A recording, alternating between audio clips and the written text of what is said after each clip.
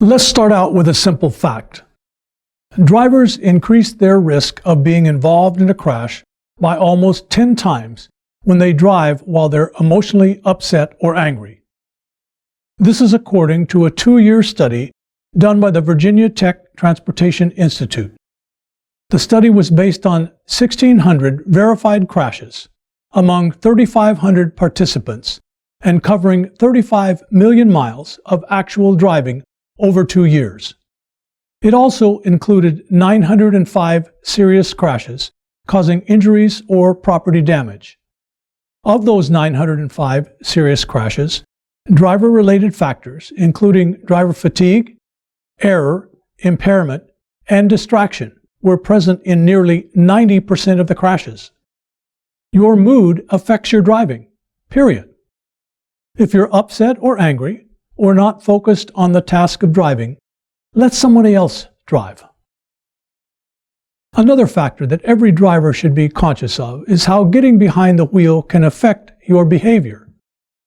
Once they're in control of a vehicle, many people's personalities change. An otherwise even-tempered man or woman can suddenly become aggressive and abusive behind the wheel of a vehicle. Others who may seem law-abiding swiftly turn into uncaring lawbreakers. To drive safely, we must keep our emotions and our attitudes in check, and think of the other road users that we share the space with. Of all the attitudes that a driver can have, one of the most dangerous and widespread is just being in a hurry. This is the reason speeding is the most commonly ticketed driving offense. There's a lot of truth to the old saying, speed kills. And a lot of time, those killed or injured aren't the ones in a hurry. Instead, they're innocent drivers or passengers who were in the wrong place at the wrong time. Another dangerous attitude is when a driver thinks about violence. It might be something as simple as another driver's inattention that makes a driver want to get revenge. When many drivers have a close call, their first impulse is to fight back, and that's exactly the wrong thing to do. An attitude that goes with being angry is the frame of mind when a driver thinks other drivers are all worse drivers than they are. When a driver carries their anger or frustration with them like that, they begin to think that driving in traffic is a contest of wills with other drivers. The truth is that no matter how you drive, other drivers are not going to drive that way, the way that you think they should. And inevitably, this leads to a denial of our own bad driving habits. Psychologists and other mental health professionals point to the difference between reacting to a situation and responding to them. A reaction is immediate and driven more by unconscious mind.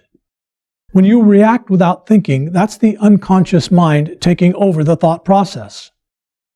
Reactions are based in the immediate moment, and they don't take into consideration the ultimate consequences of your driving actions. Reactions are more instinctive and are usually a defense mechanism. A reaction is something that you often may regret later. As opposed to reaction, responses are usually slower in developing.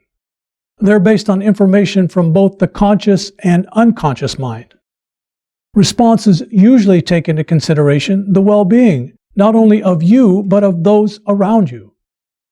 They consider the long-term effects and are often much more in line with your real values.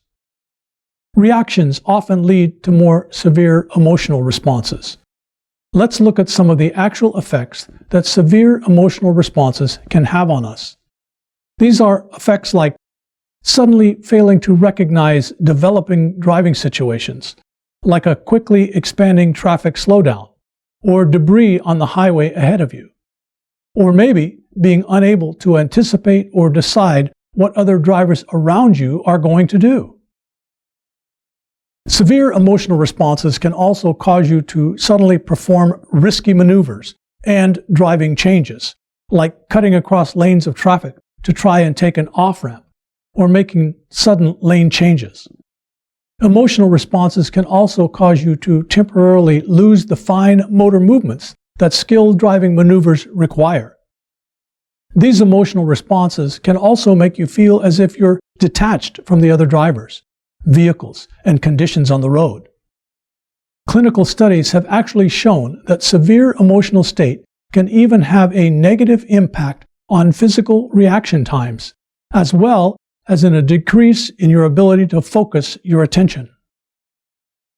Most experts feel little can be done about driver attitudes getting worse today.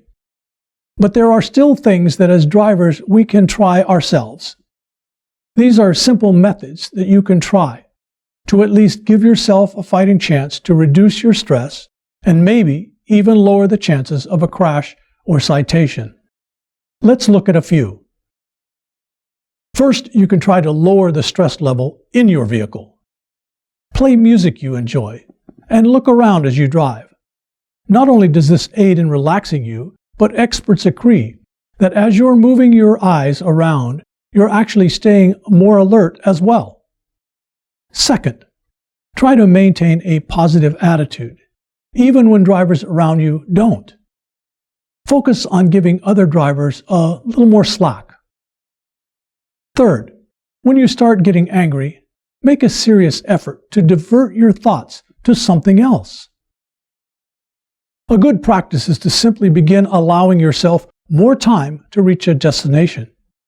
In our crazy world today, too many of us overschedule ourselves and then drive like crazy to make up time.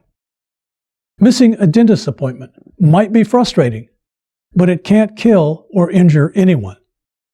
Driving aggressively and speeding can. Now let's examine distracted driving and the dangers from it.